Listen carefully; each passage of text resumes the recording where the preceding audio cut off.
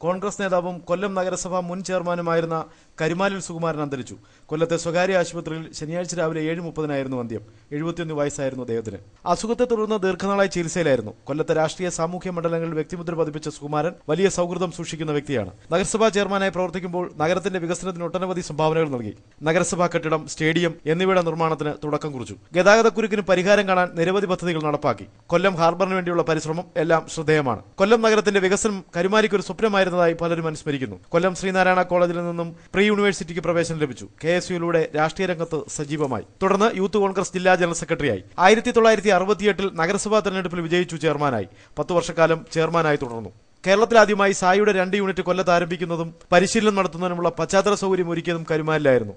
കോൺഗ്രസ് മണ്ഡലം president, DCC general secretary, KPCC executive അംഗം, AICC അംഗം എന്നീ നിലകളിൽ പ്രവർത്തിച്ചിട്ടുണ്ട്.